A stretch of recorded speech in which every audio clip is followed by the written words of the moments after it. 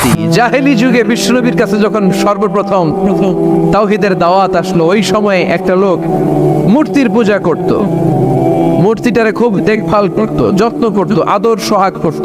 আর রাত্রিবেলা এটার সামনে মিষ্টি দই হালুয়া চিরা রাইখা কেঁদে কেঁদে মনের জ্বালার কথা মূর্তির কাছে কইত। সে ভাবতো এটাই আমার বড় খোদা। সে কি ভাবতো? এটাই আমার এটারে বললেই এটাই আমার বিপদ থেকে মুক্তি দিবে, আমাকে পরিত্রাণ দিবে, আমাকে সেভ করবে। এটা এভাবে সে আল্লাহকে বাদ দিয়ে মূর্তির ইবাদত করত, মূর্তিকে খুব যত্ন করত। একদিন কোনো এক কাজে মূর্তিটাকে রেখে এসে ঘরের বাইরে গেল, এক পাশে গেল। কাজ শেষে এসে দেখে তার এই মূর্তির গায়ে পানি। মূর্তিটাকে দেখতে মনে হচ্ছে যে কে যেন গোসল করায় গেছে, পানি। তো সে ভাবলো যেহেতু আমার খোদার গায়ে পানি, এটা নিশ্চয়ই ভালো পানি হবে। He thought it is the water of mercy and blessings. সে ভাবলো it could be the water of rahmah. এটা মনে হয় রহমতের পানি হবে, যেহেতু খোদার গায়ে পানি। তো রহমতের গায়ে পানি শুকিয়ে যাওয়ার আগে খেয়ে ফেলি, তাহলে সব রহমত ঢুকবে কই? পেটে। When he thought it is the water of rahmah, water of mercy and blessings, he started to suck it with his tongue. সে জিহ্বা দিয়ে চাটতে শুরু করছে, চেটে চেটে সব রহমত নিয়ে নিচ্ছে পেটে। When he started to suck it, he found the taste is little bit bitter. The taste is weird.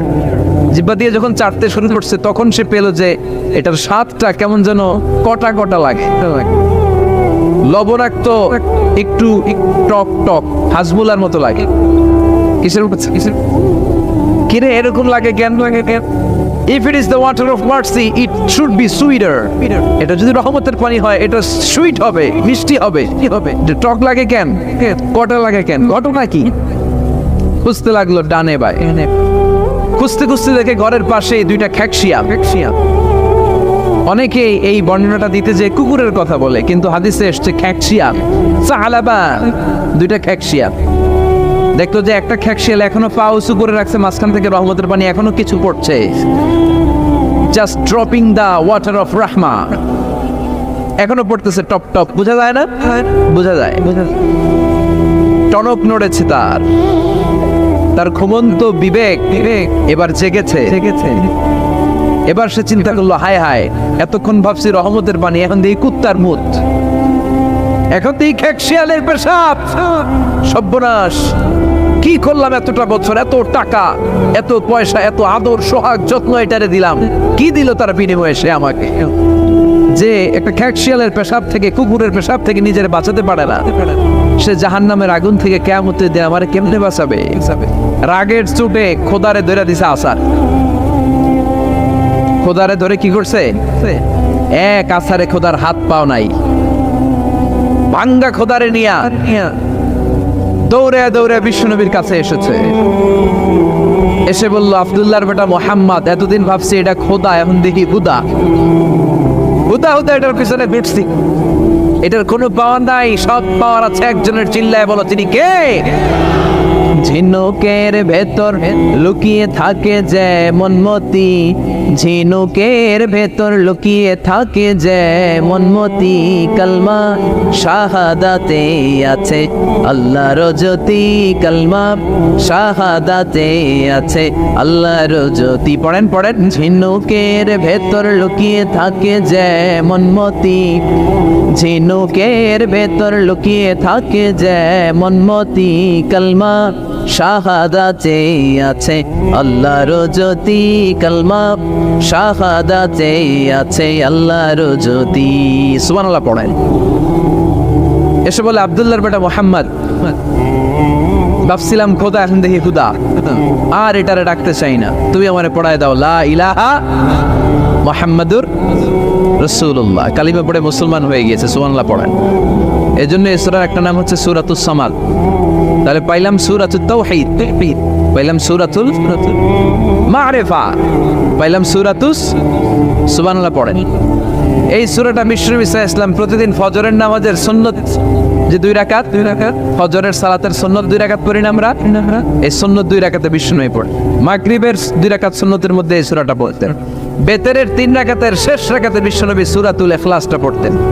আবার তাওয়াফ করার পরে যারা হজ উমরা করছেন তাওয়াফ করা লাগে না? কয়টা? 7টা তাওয়াফে একটা তাওয়াফ হয়। 7টা রাউন্ড দিলে, টার্ন দিলে 7 টার্নস মেক এ তাওয়াফ। 7টা টার্ন দিবেন আপনি, তখন একটা তাওয়াফ হয়। এই ইবাদতটা শুধু মক্কাতুল মুকাররমাতে করা যায়, আর পৃথিবীর কোথাও করা যায়? তাওয়াফ। প্রতিদিন 120টা রহমত নাজিল হয় কাবা ঘরে। 60 লিত তাইফিন, 60টা তাওয়াফকারীদের জন্য। 40 লিল মুসাল্লিন, 40টা যারা কাবা ঘরে নামাজ পড়ে তাদের জন্য। ওয়াল 20 লিন নাযিরিনা ইলাল কাবা, বাকি 20টা যারা নামাজও পড়ে না, তাওয়াফও করে না, শুধু কাবার দিকে দু চোখ মেলে তাকিয়ে থাকে, তাদের উপর প্রতিনিয়ত 20টা রহমত নাজিল হতে থাকে। প্রতিদিন 120টা রহমত নাজিল হয় কাবাকে কেন্দ্র করে। সুবহানাল্লাহ। বাড়িতে গিয়া চিৎকার করে আল্লাহু আকবার। এই 7 তাওয়াফ করার পরে 2 রাকাত নামাজ পড়া সুন্নাত। জানেন? জানা না থাকলে জেনে রাখেন, হজে যেদিন যাবেন কাজে লাগবে, উমরা করতে গেলেও লাগবে। 7 তাওয়াফ করে 2 রাকাত সালাত পড়তে হয়। এই 2 রাকাতের প্রথম রাকাতে বিশ্বনবী পড়তেন সূরাতুল কাফিরুন, কুল ইয়া আইয়ুহাল লা আ'বুদু মা, আর দ্বিতীয় রাকাতে পড়তেন সূরাতুল ইখলাস। সুবহানাল্লাহ পড়ে। আবার বিশ্বনবী এই সূরাকে বলেছেন সুলুসুল কোরআন, কোরআনের 3 ভাগের 1 ভাগ। একবার কেউ যদি তাজবিদের সাথে সূরাতুল ইখলাস তেলাওয়াত করে, রব্বুল আলামিন তার আমলনামায় 10 পারা কোরআন তেলাওয়াতের সওয়াব দিয়ে দিবে। 2 বার তেলাওয়াত করলে 20 পারার সওয়াব দেয়া হবে। 3 বার যদি কেউ এই ছোট্ট সূরাটা কেবলমাত্র 3 বার তেলাওয়াত করে, পুরো কোরআন খতমের সওয়াব আমলনামায় দিবে কে? ফজিলত কম না বেশি? টের পাচ্ছেন তো ফজিলতটা? 3 বার পড়লে পুরো কোরআন কাভার। কোন মুহাদ্দিসিন বলেছেন না, বিশ্বনবী সুলুসুল কোরআন দ্বারা 1/3 অফ দ্য বুক দ্বারা এটা বুঝায় নাই। বিশ্বনবী বুঝিয়েছেন পুরো কোরআনটাকে যদি প্রেসাইজ করা হয়, কনসাইজ করা হয়, যে হুজুর পুরো কোরআনের সব কথাগুলোর আপনি প্রেসাইজ করে 3 শব্দে আমারে বলেন যে পুরো কোরআন আল্লাহ কি বলেছে, তাহলে আমি বলবো কোরআনে আল্লাহ আপনাকে বলেছে তাওহীদের কথা, বলেছে রিসালাতের কথা, আর বলেছে আখিরাতের কথা। তাহলে পুরো কোরআনের মৌলিক কথা 3টা। 1 নাম্বার তাওহীদ, 2 নাম্বার রিসালাত, 3 নাম্বার সবাই বলেন 1 নাম্বার, 2 নাম্বার, 3 নাম্বার। যেহেতু এই সূরাটা তাওহীদ নিয়ে কথা বলে, যেহেতু এই সূরাটা তাওহীদের রূপরেখা অঙ্কন করেছে, সেহেতু কেউ যদি এই সূরাটা পড়ে কেমন যেন সে কোরআনের 3 ভাগের 1 ভাগ তেলাওয়াত করে ফেলল। সুবহানাল্লাহ। এজন্য এটাকে বিশ্বনবী বলেছেন সুলুসুল কোরআন, 1/3 অফ দ্য বুক। হয় একবার পড়লে 10 পারা, 2 বার 20 পারা, 3 বারে পুরো খতম, না হয় অন্তত তাওহীদের সব বিষয়গুলো আপনার অন্তরের মধ্যে ঢুকে যাবে। চিল্লায় কোন আল্লাহু আকবার। অনেক বরকতের সূরা। উঠতেছে কে? এদিকে ওঠেন কেন? বসেন, শেষ করে দিই, আর 1 মিনিট। বসেন। ওঠা বসা, I dislike it very much. I never tolerate you just come and go. No, you cannot do this, man. এটা ইচ্ছে মতো এখানে এটা করা যাবে না। এসে চুপ করে বসবেন মনোযোগের সাথে। এই যে ক্যামেরা করতেছে মিডিয়ার ভাইয়েরা মনে করতেছেন আর কোনো ক্যামেরা নাই। ওয়া কুল্লা শাইইন আহসাইনাহু ফি ইমামিম মুবিন। ইমামুম মুবিন নামক জান্নাতি ভিডিও রেকর্ড দিয়ে আপনাদের সবকিছু রেকর্ড করে নিয়ে যাচ্ছে কে? এজন্য এই জলসার অনেক গুরুত্ব আছে। হুট করে মাঝখান থেকে কেউ উঠলে, উঠা বসা করলে ডিস্টার্ব হয়। কেউ উঠা বসা করবেন। আর অল্প কয়েক মিনিট বলবো, থাকবেন শেষ পর্যন্ত। উঠা বসা করে বিশৃঙ্খলা করা যাবে না, কিন্তু করবেন না তো বিশৃঙ্খলা। বিশ্বনবী মুহাম্মদ রাসূলুল্লাহ সাল্লাল্লাহু আলাইহি ওয়াসাল্লাম মক্কা থেকে মদিনায় হিজরত করে আসলেন। মদিনায় যাওয়ার আগে কোবা পল্লী, যারা হজ উমরায় গিয়েছেন, মক্কা থেকে মাত্র 5 কিলোমিটার দূর একটা মসজিদ আছে, মসজিদে কোবা। প্রতিদিন শনিবার বিশ্বনবী মসজিদে নববী থেকে কোবা মসজিদে হেঁটে হেঁটে যে 2 রাকাত নামাজ পড়তেন। কেউ যদি অজু করে, ঘর থেকে অজু করে যে কোবার মসজিদে নামাজ পড়ে, তার আমল নামে আল্লাহ একটা কবুল উমরা হজের সওয়াব দিয়ে দিবে। এজন্য দেখবেন প্রতি শনিবারে কোবা মসজিদে ভিড়। আমি যতবার গিয়েছি সৌদিতে, প্রত্যেক শনিবারে ওখানে জিয়ারত করেছি। শনিবারে যে কোবা মসজিদে আপনি নামাজ পড়বেন। এই কোবা মসজিদ তৈরি করে বিশ্বনবী চলে আসলেন মদিনাতুল মুনাওয়ারাতে। এসে তিনি জায়গা চুজ করলেন, কোথায় হবে আমার মসজিদ, লোকেশন চুজ করলেন। বিশ্বনবী লোকেশন চুজ করতে পারতেন খুব ভালো। খুঁজে খুঁজে এমন একটা জায়গা তিনি বাছাই করলেন, সেন্টার অফ দ্য সিটি, এটা শহরের একেবারে মাঝখানের জায়গা। বিষ্ণু বললেন এই জায়গা আমার লাগবে। সুবহানাল্লাহ কইবেন না? কি জ্ঞান, কি বুদ্ধিমত্তা, কি ফিলোসফি ছিল বিশ্বনবীর। সব জায়গায় বিশ্বনবীর এই অভাবনীয় বুদ্ধিমত্তা। বিশ্বনবী যখন কোনো যুদ্ধে যেতেন, যুদ্ধ ডান দিকে, যুদ্ধ কোন দিকে? কিন্তু সেনাপতি নিয়ে বাম দিকে বের হইতেন, বাম দিকে বের হইতেন বাম দিক দিয়ে উইরা টুইরা ওই দিকে যায়। সুবহানাল্লাহ কইবেন না? যাতে কেউ কল্পনাই করতে না পারে কোথায় অ্যাটাক করবে।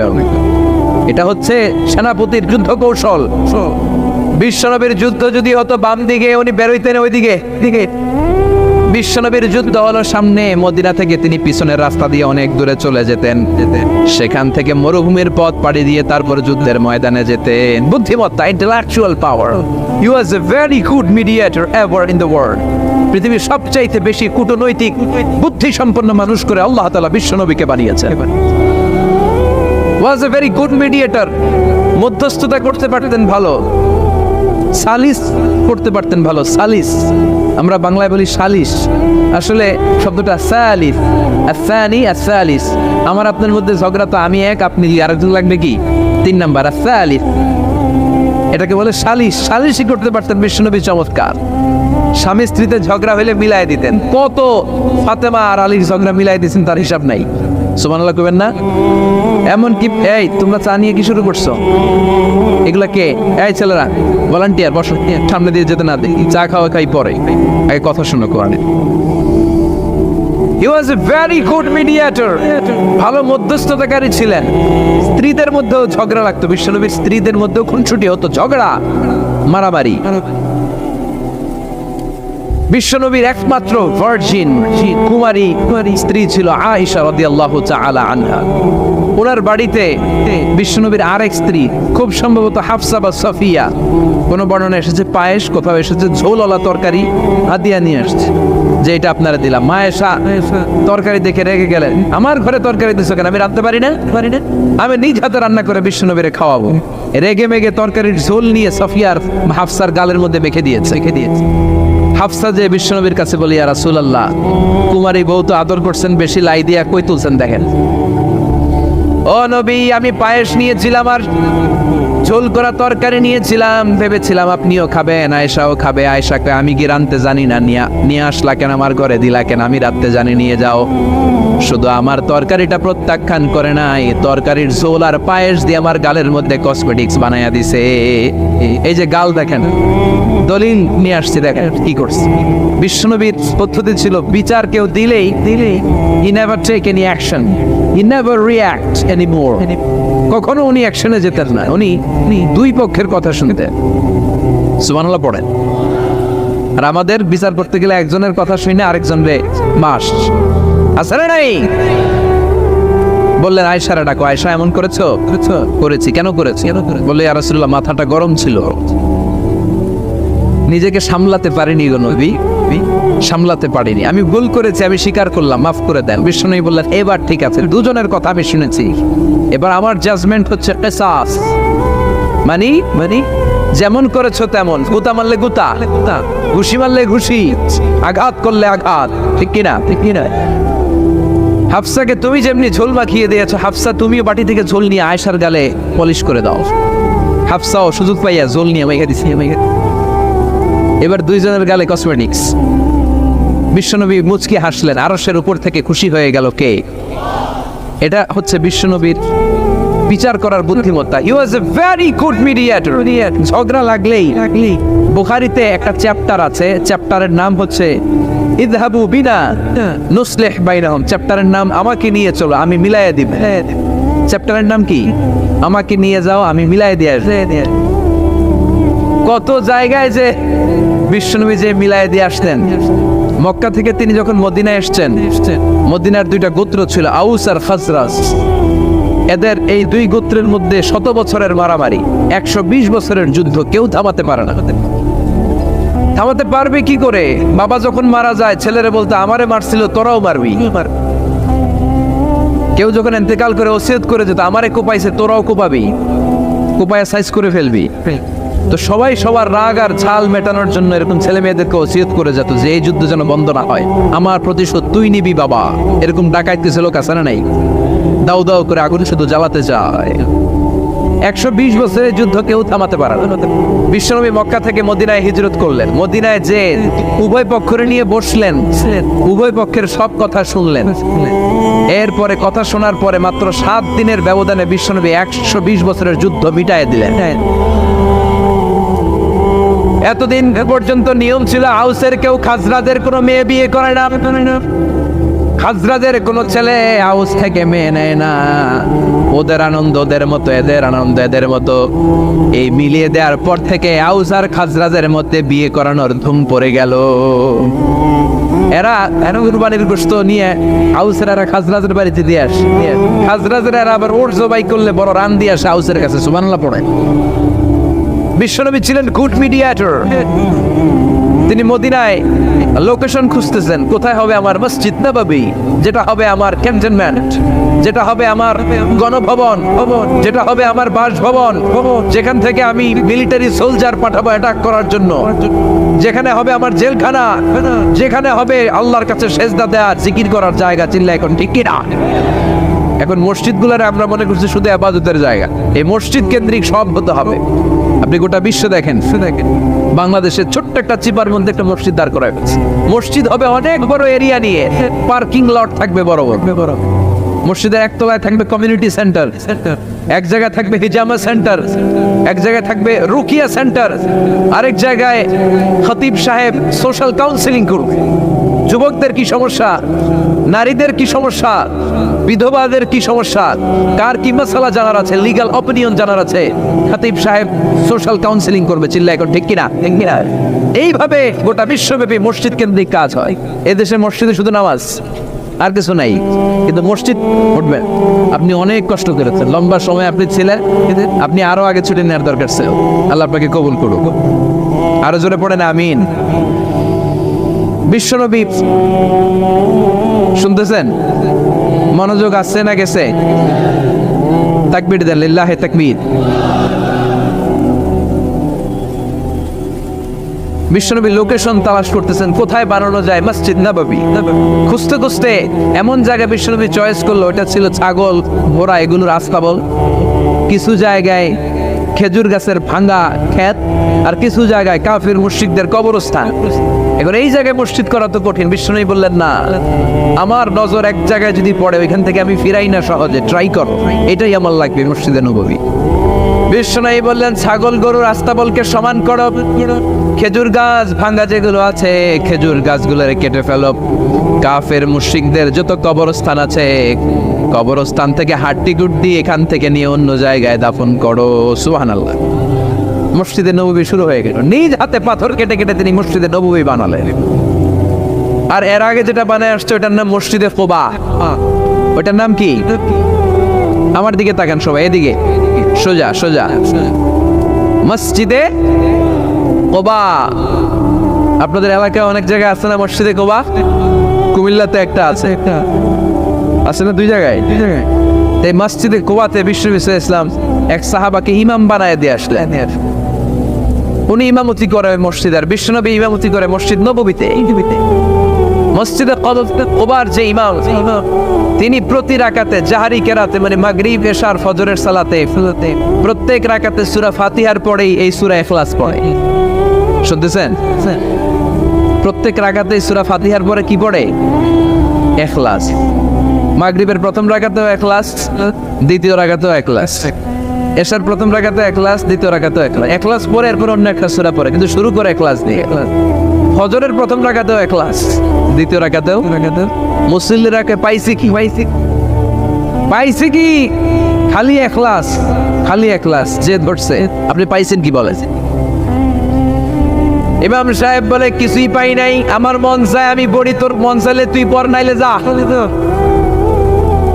তোর কমিটির সভাপতি সেক্রেটারি এই মসজিদের ইমাম হিসেবে আমার নিয়োগ দেয় না, নিয়োগ দিছে বিশ্বনবী।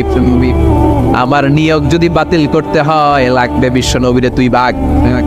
তোমার মনে চাইলে পড়ো, নাইলে অন্য মসজিদে পড়ো, যাও মিয়া। এটা তো সভাপতির সেক্রেটারির নিয়োগ দেওয়া মসজিদ না। এটা নিয়োগ দিয়েছে বিশ্বনবী, ঠিক কিনা? নিয়োগ বাতিল করলেও কে করবে? বিশ্বনবী। সবাই বিশ্বনবীর কাছে যে বললো, ইয়া রাসূলুল্লাহ, এমন মুসল্লি, এমন ইমাম আপনি দিয়ে আসছেন, উনি ইখলাস ছাড়া আর কিছু পড়ে না। বিশ্বনবী বললেন, চাই নাকি? এমন করে কেন? ডেকে আনা হবে। বিশ্বনবী বললেন, ওরে সাহাবী, ঘটনা কি হাসা? কয় হাসা। প্রতি রাকাতে সূরা ইখলাস পড়ো, তোমার কি কোরআন থেকে অন্য কোন সূরা মুখস্থ নাই? সাহাবী বলে, নবী, সব মুখস্থ আছে, কিন্তু এই সূরাটা আমার পড়তে ভালো লাগে, কারণ ফিহি সিফাতুর রহমান, এই সূরার ভেতরে আমার আল্লাহর পরিচয় আছে গো নবী। আমার আল্লাহর পরিচয়টা খুব সুন্দর করে দেয়া, আমার রবের কথা এই সূরার পরতে পরতে পাওয়া যায়, এজন্য এই সূরাটা পড়তে আমি বড্ড ভালোবাসি। বিশ্বনবী বললেন, ইমামতি যাবে না, তোরটা পার্মানেন্ট হয়েছে। আল্লাহু আকবার। তোর ইমামতি পার্মানেন্ট করে দিলাম, যেমনে পড়াইতি এমনি পড়াবি। প্রতি রাকাতে সূরাতুল ইখলাস তুমি পড়ো, সমস্যা নাই। এই যে তুমি সূরাতুল ইখলাস পড়ো, সূরাতুল ইখলাসকে ভালোবাসো, আল্লাহ বলেছেন এই ইখলাসের ভালোবাসার কারণে কিয়ামতের দিন আল্লাহ তোরে জান্নাতে ঢুকায়া দিবে। ইখলাসের ভালোবাসার কারণে আনতা মিন আহলিল জান্নাহ, তুমি জান্নাতে যাবা। হুব্বুকা ইয়াহা ইউদখিলকাল জান্নাহ, এই সূরার ভালোবাসায় তোমার জান্নাতে ঢুকায় দিবে। সুবহানাল্লাহ পড়েন। এজন্য সূরা বেশি বেশি পড়তে রাজি আছেন তো? বিশ্বনবী তাবুকের যুদ্ধে গেলেন। তাবুকের ময়দানে, বিশাল যুদ্ধের ময়দান, বিশ্বনবী 30,000 সৈন্য নিয়ে গিয়েছেন। আর খ্রিস্টানদের সৈন্যদের সংখ্যা হচ্ছে প্রায় 40,000। কিন্তু বিশ্বনবী যুদ্ধে এসেছেন শুনে খ্রিস্টান বাদশা দৌড়, সৈন্যবাহিনী নিয়ে সব পালায় গেছে। যুদ্ধ ছাড়াই বিশ্বনবীর বিজয় দিছে কে? বিশ্বনবী তো মহা খুশি, আল্লাহর শুকরিয়া আদায় করলেন। যুদ্ধের ময়দানে বিশ্বনবী দাঁড়িয়ে আছেন, হঠাৎ দেখলেন সাইয়েদনা জিবরাইল আকাশ থেকে জামিনে নেমে আসছে। জিবরাইলকে আল্লাহ তাআলা 600 পাখা দিয়েছিলেন। সহিহ মুসলিমের বর্ণনা, রাআ রাসূলুল্লাহি জিবরিলা ওয়া লাহু 600 জানাহ। 600 পাখা। কয়শো? 600 পাখা মেলে সাইয়েদনা জিবরাইল নেমে আসছেন। ওনার পাখার কারণে সূর্যের আলো পৃথিবীর মধ্যে পড়তে বাধা সৃষ্টি হচ্ছে। অন্ধকার দেখে বিশ্বনবী তাকিয়ে দেখে জিবরাইল একা না, জিবরাইলের সাথে হাজার হাজার ফেরেশতার বহর। বিশ্বনবী বললেন, কত ফেরেশতা এসেছে? কয় 1,40,000। সাইয়েদনা জিবরাইল বললেন, ও নবী, আপনি যুদ্ধের ময়দানে আল্লাহর শুকরিয়া করেন, আর ওই মদিনাতে আপনার কলিজার টুকরা সাহাবী মুআবিয়া ইবনে মুআবিয়া আল-মুজানি একটু আগে শেষ নিঃশ্বাস ত্যাগ করেছে গো নবী। বিশ্বনবী পড়লেন, ইন্না লিল্লাহি ওয়া ইন্না ইলাইহি রাজিউন। সাইয়েদনা জিবরাইল বলেন, নবী, এইমাত্র মুআবিয়া ইবনে মুআবিয়া আল-মুজানি দুনিয়া থেকে বিদায় নিয়েছে। আপনি কি তার রূহের মাগফিরাতের জন্য গায়েবানা জানাজা পড়বেন না? বিশ্বনবী বললেন, অবশ্যই পড়ব। সাহাবাদের মধ্যে ঘোষণা দিয়ে দিলেন, সবাই ওযু করে আসো। যুদ্ধের ময়দানে আল্লাহ আমাদেরকে বিজয় দিয়েছে, আর খবর পেলাম মদিনাতে আমার সাহাবা মুআবিয়া ইন্তেকাল করেছে। মুআবিয়ার রূহের মাগফিরাতের জন্য আমরা গায়েবানা জানাজা পড়ব। পড়েন সুবহানাল্লাহ। গায়েবানা জানাজা কি বুঝেন? লাশ থাকে না সামনে, লাশ নাই, 4 তাকবীরে এটা আপনি পড়তে পারেন, এটা আপনি পড়তে পারবেন। লাশ নাই, কিন্তু তার জন্য দোয়ার জন্য পড়তে পারবেন। জানাজা মানে দোয়া লিল মাইয়িত। 4টা তাকবীর আপনি অনেক দোয়া করছেন এই মরা লাশের জন্য, এটা তো অর্থ তো বুঝে না, এই জন্য জানাজার পরে আবার হাত তুলে দোয়া করা লাগে আমাদের, কারণ কি দোয়া করছে এটা বুঝি নাই। বুঝলে কিন্তু আর লাগতো না, ঠিক কিনা? বিশ্বনবী সাহাবাদের নিয়ে দাঁড়ালেন, লম্বা লম্বা কাতার হলো। সাহাবীদের কাতারের শেষে সাইয়েদনা জিবরাইল 1,40,000 ফেরেশতাদেরকে নিয়ে জানাজায় শরীক হলেন। বিশ্বনবী 4 তাকবীর দিয়ে জানাজা পড়লেন, আল্লাহু আকবার, আল্লাহু আকবার, আল্লাহু আকবার, আল্লাহু আকবার। 4টা তাকবীরের মধ্য দিয়ে জানাজা শেষ করলেন। বিশ্বনবী তাকিয়ে দেখে সাহাবাদের পেছনে 1,40,000 ফেরেশতা দাঁড়িয়ে জানাজায় শরীক হয়েছে। বিশ্বনবী বললেন, জিবরাইল, কোনদিন তো এত ফেরেশতা নিয়ে কারো জানাজায় শরীক হতে দেখি নাই। ঘটনা কি? কি এমন আমল ছিল আমার মুআবিয়ার, যে আমলের কারণে মুআবিয়ার নামটা আল্লাহর আরশে চলে গিয়েছে? 1,40,000 ফেরেশতার বহর নিয়ে তুমি জানাজায় শরীক হয়েছো। কি এমন গোপন আমল ছিল আমার মুয়াবিয়ার, আমারে বলো। সাইয়েদনা জিব্রাইল বললেন, নবী আপনার মুয়াবিয়া বিশেষ একটা আমল করতো। বিশ্বনবী বললেন, কি সেটা? সাইয়েদনা জিব্রাইল বলে, আপনার এই সাহাবী কাইমান আও কাঈদান জালিসান আও মাশিয়ান, উঠতে বসতে চলতে ফিরতে সব সময় আপনার এই সাহাবী পড়তে থাকতো কুল হুয়াল্লাহু আহাদ আল্লাহুস সামাদ লাম ইয়ালিদ ওয়া লাম ইউলাদ ওয়া লাম ইয়াকুল লাহু কুফুয়ান আহাদ। পড়েন সুবহানাল্লাহ। পড়তে বসতে চলতে ফিরতে সব সময় এই সাহাবীর একটা অভ্যাস ছিল, উনি কুল হুয়াল্লাহু আহাদের উপর আমল করতো। বেশি বেশি সূরাতুল ইখলাস পড়তো। পড়তে রাজি আছেন? আজ থেকে বেশি বেশি সূরাতুল ইখলাসের উপর আমল বানানোর দরকার আছে না নাই? বিশ্বনবী প্রতিদিন সকালবেলা সন্ধ্যাবেলা ওয়া ইনদামা ইয়াযহাব ইলা ফিরাশি, আর রাতে যখন বেডে ঘুমাতে যেতেন হাত দুইটা এরকম করতেন, করে তিনি সূরাতুল ইখলাস পড়তেন, সূরাতুল ফালাক পড়তেন, সূরাতুন নাস পড়তেন। এই তিনটা সূরা পড়তেন। এই তিনটা সূরাকে একসাথে বলে তিন কুল। কি বলে? কুল আস-সালাসা, কারণ এই তিনটা সূরার শুরুতে কুল আছে না নাই? তিন কুল পড়ে বিশ্বনবী হাতের মধ্যে ফু দিতেন। ফু দিয়ে মাথা থেকে শুরু করে মুছতে মুছতে মুছতে মুছতে পা পর্যন্ত মুছতেন, হাত মুছতেন, সারা দেহের যতটুকু সম্ভব বিশ্বনবী সারা দেহের মধ্যে এই তিন কুল পড়া হাত দুইটা দিয়ে সারা দেহের মধ্যে বিশ্বনবী হাত বুলিয়ে দিতেন, মেসেজ করে দিতেন সুবহানাল্লাহ। সকালে সন্ধ্যায় আর রাতের বেলা বিছানায় গেলে এটা protection from all the bad eyes. যত হিংসুক চক্ষু আছে, যত ভূত পেতনি আর শয়তানের অনিষ্ট আছে, সব থেকে আপনাকে রক্ষা করবে কে? এজন্য প্রতিদিন এগুলো পড়বেন। কি কি পড়বেন? এরকম হাত দুইটা মিলায়া সূরা ইখলাস, সূরা ফালাক, সূরা নাস, তিনটার বলে একসাথে তিন কুল। কি বলে? আজকে থেকে এটার আমল করা যাবে। মা আয়েশা যখন অসুস্থ হতেন বিশ্বনবীর কাছে যে বললেই বিশ্বনবী বলতেন, আয়েশা হাত দুইটার একসাথে করে সূরা ফালাক পড়ো, ইখলাস পড়ো, নাস পড়ো, ফু দাও আর সারা দেহে মেসেজ করো। সুবহানাল্লাহ পড়েন। বিশ্বনবী একবার সেজদায় আছেন। কিসে আছেন? চিল্লায় কন। সেজদা অবস্থায় লাদাগাতহু আকরাব, একটা বিচ্ছু পোকা এসে বিশ্বনবীর হাতের মধ্যে কামড় দিয়েছে।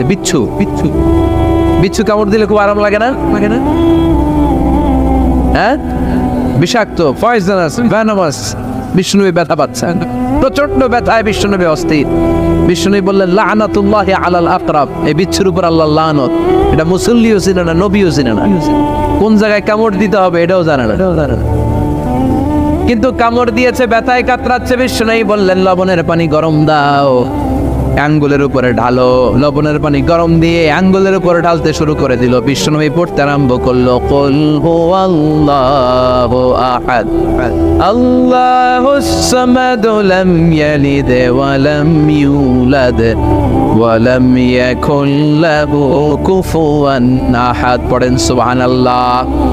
এজন্য ব্যথা পেলে, সাপে কামড়ালে, বিচ্ছু কামড়ালে, বল্লা কামড়ালে, মধুপোকা কামড়ালে কি করবেন? সূরা ইখলাস, সূরা ফালাক, সূরা নাস, আবার বলেন সূরা ইখলাস, সূরা ফালাক, সূরা পড়ে ফু দিবেন। আর রাত্রিবেলা সকালবেলা ঘুমোতে যাওয়ার আগে হাতের মধ্যে ফু দিয়ে সারা দেহে মেসেজ। মনে থাকবে না? মাহফিল শেষ, ওয়াজও শেষ, মনে থাকবে তো? আল্লাহ বললেন, কুল হুয়াল্লাহু আহাদ। নবী আপনি বলেন, আল্লাহ একজন, এক এবং অদ্বিতীয়। আমাদের আল্লাহ কয়জন? একজন হতে আমাদের জন্য লাভ না লস? কেমনে লাভ? তিনজন চারজন হইলে কইতাম আমগো আল্লাহ 60 জন। হ্যাঁ, তিনজন হইলে তিন রকম বলতো, একজনে খুশি করে পারি না। তিনজন হইলে ঝামেলা আছে না নাই? আল্লাহ যদি দুইজন হতো কি হতো? একজন বলতো, এতদিন তুমি তোমার মন মতো মহাবিশ্বের সব কিছু পরিচালনা করেছো, আজকে থেকে আমি আমার মন মতো করবো। ঝামেলা আছে না নাই? এতদিন দুনিয়ার মানুষগুলো পায়ে ভর দিয়ে হাঁটতো, হাত দিয়ে খেত, এখন থেকে যতগুলা মানুষ আসবে সব হাতে চলবে আর পা দিয়ে খাবে। আছে না নাই? এতদিন যাবত মেয়েরা গর্ভধারণ করতো তোমার নিয়মে, ছেলেরা কামাই করতো, এখন থেকে পুরুষরা গর্ভধারণ করবে, মেয়েরা কামাই করবে। আছে না নাই? এতদিন তুমি পূর্ব দিক থেকে সূর্য উঠিয়েছ, পশ্চিম দিকে অস্ত দিয়েছ, কালকে থেকে আমার নিয়মে পশ্চিম দিক থেকে সূর্য উঠাবো আমি, পূর্ব দিকে অস্ত যাবে। কিলাকিলি আছে না নাই? দুইজনের মধ্যে যদি সংলাপ সমঝোতা না হইতো মারামারি আছে না? এজন্য আল্লাহ বলেন লাউ কানা ফীহিমা আলিহাতুন ইল্লাল্লাহু লাফাসাদাতা। মহাবিশ্বে আল্লাহ একজন না হয়ে যদি একাধিক হতো, মহাবিশ্বটা মুহূর্তের মধ্যে ধ্বংস হয়ে যেত। ঠিক কি না? ঠিক কি না? এজন্য আল্লাহ একজন হতে আমাদের লাভ হয়েছে। তিনজন হইলে তিন রকম কথা কইতো। ঠিক কি না? ঠিক না? একজন বলতো আমারে বেশি ডাকোস না কেন, ওরে ডাকোস কেন? আল্লাহ তিনজন, খোদা কয়জন? একজন বলতো ওরে ডাকোস আমারে ডাকোস না কেন, ওর জিকির করলি আমার নামের জিকির করলি না কেন, ওরে খুশি করতে চাস আমারে করস না কেন। ভেজাল হইছো না? এখন একজন মারলেও আসি, কাটলেও আসি, বাঁচলেও আসি, একজন। সুবহানাল্লাহ পড়েন। এটা সহজ হয়ে গেছে। এজন্য আল্লাহ বলেন কুল হু আল্লাহু, সবাই বলেন কুল হু আল্লাহু আহাদ, মানে এক বা একক। আল্লাহর কোনো শরীক নাই, তার কোনো সাথী নাই, তার কোনো বন্ধু নাই, তার কোনো বাবা নাই, তার কোনো পিতা নাই, তিনি হলেন আহাদ। আহাদ হচ্ছে আল্লাহর চমৎকার একটা নাম। সাইয়েদনা বেলাল রাদিয়াল্লাহু তাআলা আনহুকে ঈমান আনার জন্য অত্যাচার শুরু করা হলো। এমন কোনো মাইর নাই তারা দেয়া হয় না, পিটিয়ে পিটিয়ে রক্তাক্ত করে জমিনে ফেলে রাখা হতো, পিটিয়ে গোশত হাড্ডি থেতলে ফেলা হতো। প্রচন্ড মরুভূমির গরম বালুর মধ্যে ওনাকে শুইয়ে রেখে পেটের উপরে পাথর চাপা দেয়া হতো। বলতো এবার জিকির কর লা ইলাহা ইল্লাল্লাহ। বেলাল আর জিকির করতে পারে না, লা ইলাহা ইল্লাল্লাহ শ্বাস বের হয় না, শ্বাস যেটা ঢুকায় বের করতে পারে না, শ্বাস নিতে পারে না, লা ইলাহার আওয়াজ আর মুখ দিয়ে বের হয় না।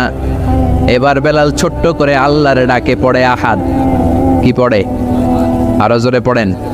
এজন্য আল্লাহ বললেন কুল হুয়াল্লাহু আহাদ, তিনি এমন আল্লাহ, তিনি বলেন আহাদ। আহাদ ছিল বেলালের জিকির। ঠিক কি না? ঠিক কি না? এখন আজান আছে কিন্তু বেলালের রুহু নাই। মানুষ আছে কিন্তু সেই ঈমান নাই। চিল্লা এখন ঠিক কি না? ঠিক কি না? আজ সেই কোরআন আছে, হাদিস আছে, সেই ঈমান আর মানুষ নেই,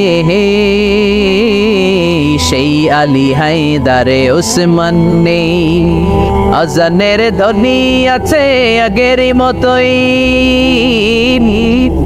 আজানের ধ্বনি আছে আগের মতোই, বেলালের সেই রূহ নেই, বেলালের সেই রূহ নেই। আজ সেই কোরআন আছে, হাদিস আছে, সেই ঈমান আর মানুষ নেই, সেই আলী হায়দারে ওসমান নেই। ফলসফা আছে আগের মতোই, ফলসফা আছে আগের মতোই, গাজালির সেই তালকিন নেই, গাজালির সেই তালকিন নেই। আজ সেই কোরআন আছে, হাদিস আছে, সেই ঈমান আর মানুষ নেই, সেই আলী হায়দারে ওসমান নেই। চিল্লায় বলেন ঠিক কি না? আজান আছে, বেলালের রূপটা নাই। দর্শন শাস্ত্র আছে, লজিক আছে, মান্তিক আছে, ফলসফা আছে, কিন্তু গাজালির সেই তালকিন নাই। চিল্লা এখন ঠিক কি না? এজন্য আল্লাহ বললেন আমার নাম হলো আহাদ, কুল হুয়াল্লাহু আহাদ। এরপর আল্লাহ বললেন আল্লাহুস সামাদ, আমার নাম হলো সামাদ। ওনার নাম কি? সামাদ মানে অমুখাপেক্ষী, কাদিউল হাজাত, যিনি সবার চাহিদা পূরণ করে। তিনি কে? যিনি সবাইরে দেয়, কারো কাছ থেকে কিছু চায় না। তিনি কে? সবাই যার কাছে ঠেকা, যিনি কারো কাছে ঠেকা না। চিল্লায় বলেন তিনি কে? মা ইউসমাদু ইলাইহিল খালকু কুল্লু, যার দিকে গোটা পৃথিবী হাত পেতে ফরিয়াদ করে, যার দিকে পৃথিবীর সব সত্তা তাকিয়ে থাকে। তিনি রহমতের বারিধারা নাজিল করলে, তিনি রিজিক দিলে আমাদের বেঁচে থাকা সম্ভব। তিনি ছাড়া কেউ আমাদের রিজিকের যোগান দিতে পারে। তার নাম সামাদ। চিল্লায় বলেন তার নাম কি? আল্লাহ ডেকে বলে গোলাম লাউ আন্না আউওয়ালাকুম ওয়া আখিরাকুম ওয়া ইনসাকুম ওয়া জিন্নাকুম, তোমাদের শুরু থেকে শেষ পর্যন্ত, আদম থেকে শেষ পর্যন্ত যত লক্ষ কোটি মানুষ দুনিয়ায় আসবে, সবগুলো মানুষ বিশাল এক মরু প্রান্তরে দাঁড়িয়ে যদি আমি আল্লাহর কাছে চাইতে শুরু করে দাও, সবাই যদি আল্লাহর কাছে মনের সব চাওয়াগুলো বলে, আল্লাহ আমারে বাড়ি দাও, আমারে গাড়ি দাও, নারী দাও, এটা দাও, ওটা দাও, আমারে সব দাও, আল্লাহ সবাইকে সব যদি দান করে দেয়, আল্লাহর ক্ষমতার 1 ইঞ্চিও কমবে না।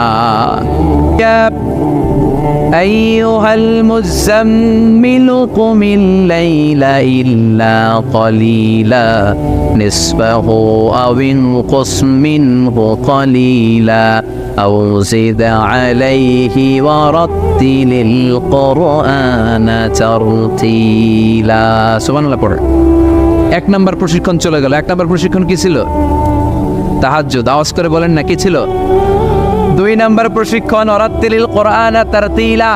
ও নবী, মন গড়া কোরআন তেলাওয়াত করবেন না, যেমন মন চায় তেমন কোরআন পড়া যায় না। ওয়ারাত্তিলিল কোরআন তারতিলা, তারতিলের সাথে, তাজবিদের সাথে, মাখারিজুল হুরুফ মেইনটেইন করে আপনি তারতিলের সাথে তেলাওয়াত করেন।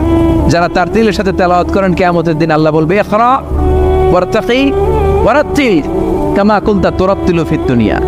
দুনিয়াতে যেমনি পড়েছো পড়ো, যত আয়াত পড়বা জান্নাতের বিল্ডিং তত লম্বা হয়ে যাবে। আল্লাহু আকবার। সাইয়েদনা আনাস রাদিয়াল্লাহু তাআলা আনহু ছিলেন বিশ্বনবীর খাদেম। সাইয়েদনা আনাসকে জিজ্ঞেস করা হলো কাইফা কানা কিরাআতু রাসূলিল্লাহ, ও আনাস, বিশ্বনবীর কোরআন তেলাওয়াত কেমন ছিল? সাইয়েদনা আনাস বললেন কানাত কিরাআতুহু মাদ্দান, বিশ্বনবী টেনে টেনে কোরআন তেলাওয়াত করতেন। সুবহানাল্লাহ পড়েন। কিভাবে পড়তেন? টেনে টেনে টেনে টেনে কোরআন তেলাওয়াত করতেন। আবার বিশ্বনবীর স্ত্রী আমাদের আম্মা জান উম্মে সালামাকে জিজ্ঞেস করা হলো কাইফা কানা কিরাআতু রাসূলিল্লাহ, ও আম্মা জান, বিশ্বনবীর কোরআনের তেলাওয়াত কেমন ছিল? তিনি বললেন কানা ইউকাত্তিউ কিরাআতাহু আয়াতান আয়া, বিশ্বনবী আয়াত আয়াত করে তেলাওয়াত করতেন। একটা আয়াত টেনে টেনে পড়তেন, শেষ করতেন, আরেকটা আয়াত ধরতেন, আবার শেষ করতেন। সুবহানাল্লাহ। কি তেলাওয়াত ছিল বিশ্বনবীর! বিশ্বনবীর কণ্ঠের তেলাওয়াত শুনে অনেক কাফের কালিমা পড়ে মুসলমান হয়েছে। সুবহানাল্লাহ আসতে বলে। বিশ্বনবীর কণ্ঠের তেলাওয়াত শোনার জন্য শুধু মুমিনরাই পাগল ছিল না, আবু জাহেল, উতবা, শাইবা, ওয়ালিদ ইবনে মুগিরা এগুলোও পাগল ছিল। দিনের বেলা আবু জাহেল, উতবা, শাইবা বিশ্বনবীর বিরোধিতা করতো, আর রাত্রে বেলা লুকিয়ে লুকিয়ে বিশ্বনবীর কণ্ঠের তেলাওয়াত শোনার জন্য যেত। সুবহানাল্লাহ পড়বেন না? দিনের বেলা ভাষণ দিতে খবরদার, কেউ মুহাম্মদের কণ্ঠের তেলাওয়াত শুনতে যেতে পারবি, কিন্তু রাত্রে বেলা লুকায় লুকায় নিজেই যেত। না জানি কত সুন্দর কণ্ঠ ছিল আমার নবীর, না জানি কি সুরের ঝংকার আর লহরি খেলতো যখন নবী তেলাওয়াত করতো। সুবহানাল্লাহ পড়বেন না? এজন্য আল্লাহ বললেন ওয়ারাত্তিলিল কোরআন তারতিলা, ও নবী ধীরস্থির ভাবে পড়েন। আবার বিশ্বনবী বলছেন সাইয়্যিনুল কোরআন বিআসওয়াতিকুম, তোমাদের কণ্ঠে যত সুন্দর সুর আছে, লহরি আছে, ঝংকার আছে, সবগুলো দিয়ে কোরআন তেলাওয়াত করবা। আবার বিশ্বনবী বলছেন মান লাম ইয়াতাগান্না বিল কোরআন ফালাইসা মিন্না, যে গুনগুন করে সুর করে কোরআন তেলাওয়াত করে না, ওই লোক কখনো আমি নবীর উম্মত হতে পারে। এজন্য সুর করে কোরআন তেলাওয়াত করবেন। কি করে? অনেকে কয় হুজুর আমার সুর নাই। আপনার সুর নাই তো কি আছে? আপনার যেটা আছে ওইটাই সুর, যেটা আপনার আছে ওইটাই সুর। সুর নাই কে বলছে? টয়লেটের ভিতরে ঢুকলে বোঝা যায় কি সুর আছে। বাথরুম সিঙ্গার আছে না, কাপড় খাসতে বসলে কি সুন্দর গান শুরু করে, ঘুম ভাঙাইয়া গেল রে হে মরার কোকিলে, আছে না নাই? তখন সুন্দর সুন্দর গান বেরোয়। কিন্তু কোরআন তেলাওয়াত করতে গেলে সে সুর কয় আমার সুর নাই। আপনার যেটা আছে ওইটাই আপনার সুর, ওইটা দিয়ে তেলাওয়াত করবেন। মিশরি রাশেদ আল আফাসি, আব্দুর রহমান সুদাইস, বান্দার ইবনে আব্দুল আজিজ আল বালিলা, এদের তেলাওয়াত শুনছেন? কি সুন্দর তেলাওয়াত! বিশ্বনবীর তেলাওয়াত ছিল টেনে টেনে পড়তেন, প্রতিটা আয়াত শেষ করে আবার নতুন আয়াত ধরতেন, ঠিক কি না? আলহামদুলিল্লাহি রাব্বিল আলামিন আর রহমানির রহিম মালিকি ইয়াউমিদ্দিন ইয়্যাকা না'বুদু ওয়া ইয়্যাকা নাস্তাঈন اهدنا الصراط المستقيم صراط الذين أنعمت عليهم غير المغضوب عليهم ولا الضالين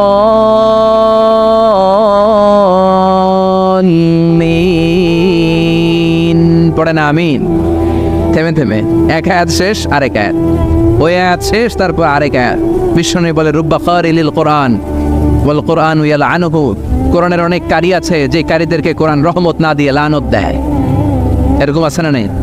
বিশ্বনবী প্রতি আয়াতের পরে থামতেন, কি সুন্দর টেনে টেনে পড়তেন। আর আমাদের তারাবির নামাজির কি অবস্থা? জাপানের বুলেট ট্রেনও ফেল হাফেজ সাহেবের কাছে। আছে না নাই? হাফেজ সাহেবরা খবরদার, এভাবে কোরআন পড়বেন না। এভাবে কোরআন তেলাওয়াত করলে রহমত না পেয়ে আপনার কপালে লানত জুটবে। চিল্লায় বলেন ঠিক কি না? এজন্য 2 নাম্বার প্রশিক্ষণ রব্বুল আলামিন বিশ্বনবীকে দিলেন আর বললেন ওয়ারাত্তিলিল কুরআনা তারতিলা। ও নবী, রাত্রিবেলায় তাহাজ্জুদের নামাজে ধীরস্থির ভাবে কোরআন তেলাওয়াত করেন। এরপর আল্লাহ বললেন ইন্না সানুলকি আলাইকা কওলান সাকিলা। ও নবী, অচিরেই ভারী একটা কথা, ভারী একটা বাণী, অনেক ওজনওয়ালা কোরআন আমি আপনার উপরে নাজিল করে দেব। সুবহানাল্লাহ পড়ে। কওলান সাকিলা, it's a very heavy and weightful word.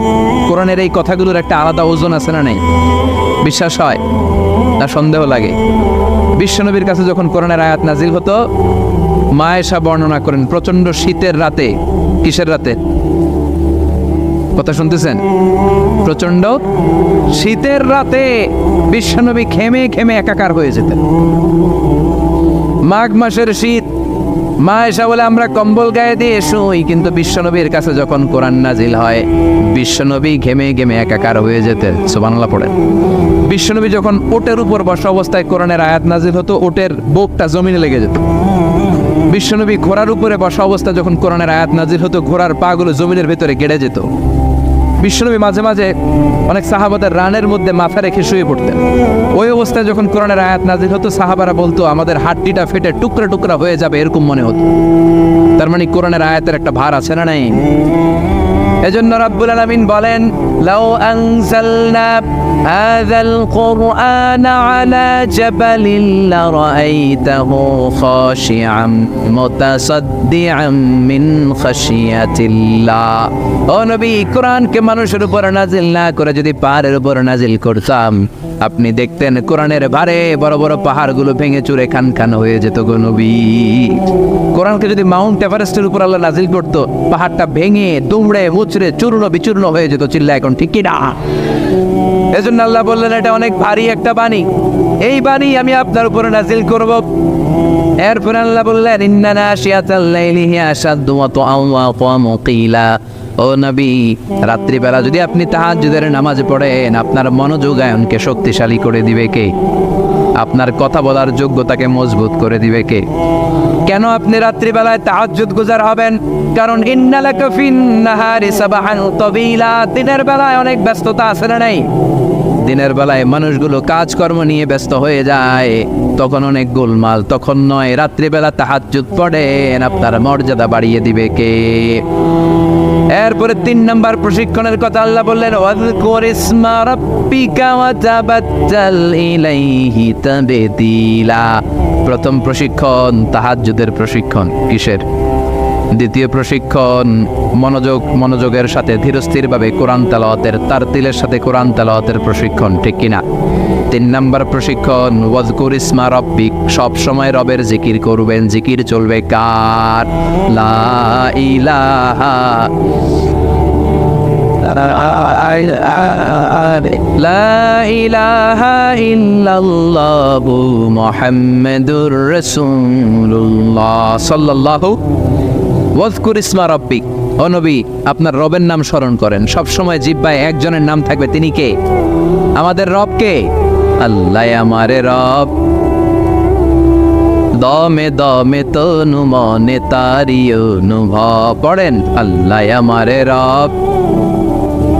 তোমারে দুনিয়াতে আমি যেদিকে তাকাই, অথই নিয়ামাতে ডুবে আছি সবাই। পাখ পাখালির গানে শুনি তাসবিহ কল রব, তাসবিহ কল রব। আল্লাহ আমারে রব। ওয়াযকুর ইসমা রাব্বিক। রবের নামকে স্মরণ করেন নবী। বিপদে পড়লে একজনের নামের জিকির চলবে। চিল্লায় বলেন তিনি কে? তার মানে 3 নাম্বার প্রশিক্ষণ নিতে বললেন, সব সময় একজনকে ডাকবেন, তিনি হলেন রব। এই কথা বলার পরে বিশ্বনবী দুনিয়ার বুকে যত দোয়া করতেন, তার বেশিরভাগ দোয়ার শুরুতে রবের নাম আছে না নাই? রব্বানা যালামনা আনফুসানা ওয়া ইন লাম তাগফির লানা ওয়া তারহামনা লানাকুনান্না মিনাল খাসিরিন।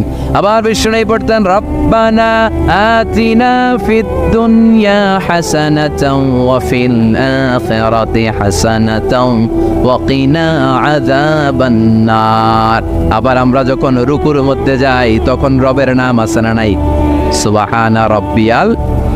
আবার যখন সিজদায় যাই তখনও রবের নাম আছে না নাই? সুবহানা রাব্বিয়াল। এজন্য 3 নাম্বার প্রশিক্ষণ, ওয়াজকুর ইসমা রাব্বিকা, নবী রবের নাম স্মরণ করেন। 4 নাম্বার প্রশিক্ষণ, ওয়াতাবাত্তাল ইলাইহি তাবতিলা, আপনি যখন সময় পাবেন রবের ইবাদতে মশগুল হয়ে যান। কার ইবাদতে? কার ইবাদতে? আমরা যেন আল্লাহর ইবাদতে মশগুল হয়ে যাই। ওয়াতাবাত্তাল ইলাইহি তাবতিলা, তাবাত্তুল মানে আল্লাহর ইবাদতে মনোনিবেশ করা, মশগুল হওয়া। এই তাবাত্তুল শব্দটা এসেছে আল বাতুল থেকে। এজন্য মারিয়াম আলাইহিস সালামকে বলা হতো মারিয়াম আল বাতুল। মারিয়াম আলাইহিস সালামকে কি বলা হতো? উনি বাইতুল মুকাদ্দাসে সব সময় কার ইবাদতে মশগুল থাকতো? ইবাদতে মশগুল। আমাদের নারীরাও মশগুল থাকে, তবে ইবাদত নিয়ে নয়, জি বাংলা নিয়ে, স্টার জলসা নিয়ে, কিরণমালা নিয়ে, হিন্দি সিনেমা নিয়ে। আসানা নাই, বেকুয়াতে নাই, এদিকেও আছে। আল্লাহ এই গজব থেকে তুমি আমাদেরকে হেফাজত করো, আমরা পড়ি আমিন। ফাইদা ফারাগতা ফানসাব ওয়া ইলা রাব্বিকা ফারগাব। আল্লাহ নবীর ডাকে বললেন, ও নবী, যখন আপনি অবসর পাবেন আপনি ইবাদতে মনোনিবেশ করেন, আল্লাহর ইবাদতে মশগুল হয়ে যান। ওয়া তাবাত্তাল ইলাইহি তাবতিলা, ইবাদত চলবে একজনের, তিনি কে? তাহলে প্রশিক্ষণ কয়টা গেল? জোরে বলেন, আরো জোরে বলেন। এরপরে আল্লাহ বললেন, ওয়াসবির আলা মা ইয়াকুলুনা ওয়াহজুরহুম হাজরান জামিলা। তার আগে বললেন রব্বুল মাশরিকি ওয়াল মাগরিবি লা ইলাহা ইল্লা হুয়া ফাত্তাখিযহু ওয়াকিলা। সুবহানাল্লাহ পড়েন। রব্বুল মাশরিক ওয়াল মাগরিব, আমি পূর্ব দিগন্তের মালিক, পশ্চিম দিগন্তেরও মালিক, সব কিছুর মালিক কে? লা ইলাহা ইল্লাহু, তিনি ছাড়া কোনো ইলাহ নাই। ফাত্তাখিযহু ওয়াকিলা। আরেক প্রশিক্ষণ চলে আসছে, ফাত্তাখিযহু ওয়াকিলা। ও নবী, আল্লাহরে ওয়াকিল হিসেবে গ্রহণ করেন। আমাদের ওয়াকিল বা অভিভাবক কিংবা মুমিনদের গার্ডিয়ান শুধু একজন, চিল্লায় বলেন তিনি কে? ফাত্তাখিযহু ওয়াকিলা। অন্য কাউরে ওয়াকিল বানাবেন না, অন্য কারোর নেতৃত্ব মেনে নেবেন না, অন্য কারোর অভিভাবকত্ব মেনে নেবেন না। বিপদে আপদে হাল ছাড়বেন না, নিরাশ হবেন না, ভরসা রাখুন একজনের উপর, তিনি কে? ফাত্তাখিযহু ওয়াকিলা। 5 নাম্বার প্রশিক্ষণ, ও নবী আপনি আমারে অভিভাবক হিসেবে গ্রহণ করেন, বিপদে আপদে সব সময় আল্লাহরে পাশে পাবেন। জোরে কোন ঠিক কিনা? এরপরে 6 নাম্বার আল্লাহ বললেন, ওয়াসবির আলা মা ইয়াকুলুন, কাফির মুশরিকরা যে সমস্ত গাল মন্দ আপনারে করে এগুলোর বিপরীতে রেগে না যে আপনি ধৈর্য ধারণ করবেন গো নবী। ওয়াসবির, ধৈর্য ধারণ করেন, কারণ ইন্নাল্লাহা মাআস, ধৈর্যশীলদের সাথে কে থাকে? চিল্লায় বলেন কে? ও নবী, ওরা আপনারে অনেক কিছু বলবে, আপনি রেগে যাবেন না। বিশ্বনবীর কাফিররা কি বলতো জানেন? বলতো আপনি একজন কবি। বিশ্বনবী নাকি কবি? নাউজুবিল্লাহ কইবেন না। আল্লাহ বলেন, ওমা আল্লামনাহু আশ-শি'রা ওয়া মা ইয়ানবাগি লাহু, আমি নবীরে কবিতা শিখাই নাই, কবিতা তার জন্য শোভনীয় নয়। সুবহানাল্লাহ পড়েন। আবার বিশ্বনবীরে তারা বলতে লাগলো গণক। কি বলতে লাগলো? কাহিন। আল্লাহ বলে, ওয়ালা বিকাউলি কাহিন, এটা গণকের কথাও নয়, এটা আল্লাহর কথা, ঠিক কিনা? এরপরে বিশ্বনবীর ওরা বলতে লাগলো মাজনুন, মানে পাগল। আল্লাহ বলে, ওয়ামা সাহিবুকুম বিমাজনুন, তোমাদের সাথেই আমার হাবিব কিন্তু পাগল নয়। সুবহানাল্লাহ। এরপর ওরা বিশ্বনবীর গালে দিতে লাগলো সাহির বলে। সাহির মানে জাদুকর। সাহির মানে? আল্লাহ বলে না, আমার নবী জাদুকর না। এরপরে ওরা বিশ্বনবীরে বলতে লাগলো আবতার, মানে নির্বংশ, লেস কাটা। আল্লাহ বলে না, ইন্না শানিয়াকা হুয়াল আবতার, যারা বিশ্বনবীর লেস কাটা আর নির্বংশ বলে ওরাই লেস কাটা, নির্বংশ আর জাহান্নামের নরকীট আর পিতৃ পরিচয়হীন জারদ সন্তান। চিল্লা এখন ঠিক কিনা? বিশ্বনবীর বিরুদ্ধে যারা কথা বলে এগুলো জাহান্নামের নরকীট। ওরা বলে, মুহাম্মদ তোমার কোনো ছেলে বেঁচে নাই, তোমার 4 মেয়ে, তুমি ইন্তেকালের সাথে সাথে তোমার বংশ নির্বংশ হয়ে যাবে, তুমি লেজ কাটা। আল্লাহ বলে না, রাফা'না আলাকা যিকরাক, নবী আপনার সম্মানকে আমি আকাশ চুম্বি করেছি, আমার নাম যেখানে আপনার নামও আমি রেখেছি সেখানে, ঠিক কিনা? এজন্য কালিমায়ে তয়্যিবার ভেতরে লা ইলাহা ইল্লাল্লাহ, তারপর পর বিশ্বনবীর নাম মুহাম্মাদুর রাসূলুল্লাহ আছে না নাই? আজানের মধ্যে আল্লাহর নামের পরে নবীর নাম আছে না নাই? আবার নামাজে সালাম ফেরানোর আগে বিশ্বনবীর জন্য দুরূদ আছে না নাই? রাফা'না আলাকা যিকরাক। ওরা বলে আপনি লেজ কাটা, আপনি লেজ কাটা না, যারা আপনারে গালি দেয় ওরাই লেজ কাটা। ওয়াসবির আলা মা ইয়াকুলুন, ও নবী ওরা যা বলে এই ব্যাপারে আপনি ধৈর্য ধারণ করেন, আপনি মন খারাপ করবেন না। এই গালিগালাজ এটা নবীদের শুনতে হবে, এটা সুন্নাত। আমরাও এখন গালিগালাজ শুনি, জোরে কোন ঠিক কিনা? আমাদেরকে বলে ব্যাকডেটেড, ব্যাকডেটেড, কিছু জানে না, এরা মোল্লা। আমরা কি ডাকে? একজন মেম্বার অফ দ্য পার্লামেন্ট কয়েকদিন আগে সংসদ ভবনে বলছে মোল্লাতন্ত্র। কি বলছে? ইসলামের কথা ভালো লাগে না, এই কাদিয়ানীদের সাফাই গায়, আছে না নাই? বিশ্বনবী যে শেষ নবী, এটা মানে না কাদিয়ানীরা, উনি কাদিয়ানীদের সাফার গায়। তার মানে ইসলাম ওনার ভাল লাগে না, ওনার ভাল লাগে কাদিয়ানী সম্প্রদায়কে। চিল্লা এখন ঠিক কিনা? বিশ্বনবীরে বলেছে কবি, ওনারা বলেছে গণক, ওনারা বলেছে জাদুকর, ওনারা বলেছে পাগল, ওনারা বলে লেজ কাটা। ওই গালিগুলো আমাদেরও শুনতে হবে যদি নবীর অনুসারী হই।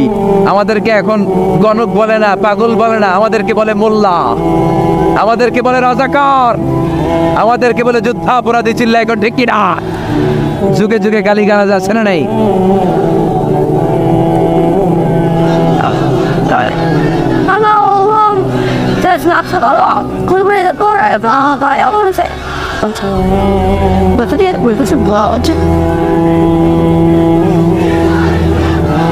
আমাদেরকে যেই ট্যাগই লাগাক না কেন, আল্লাহ বলেন ওয়াসবির, গালি দেখ, মন্দ কথা বলুক, হুমকি ধমকি দেখ, ওয়াসবির, ধৈর্য ধারণ করো, কারণ ইন্নাল্লাহা মাআস, ধৈর্যশীলদের সাথে আল্লাহ রয়েছেন। যারা জমিনের উপর জুলুম করে তাদের জন্য আল্লাহ কোনো সাহায্য পাঠায় না। আর জমিনে যারা মাজলুম, যাদের রক্ত জমিনে লাগে, ওই জমিনের ক্ষমতা আল্লাহ মাজলুমদের হাতে তুলে দেয়। চিল্লা এখন ঠিক কিনা? রাত্রি যত গভীর হয় সুবহে সাদিকের সময় কাছে আসতে থাকে, ঠিক কিনা? ইসলামের পক্ষের শক্তির উপর আযাব, অত্যাচার, জুলুম, নির্যাতন যত বাড়তে থাকে ইসলামের বিজয়ের সময় ঘনাতে থাকে। এটা মুমিনের বিশ্বাস, এটা মুমিনের আত্মোপলব্ধি।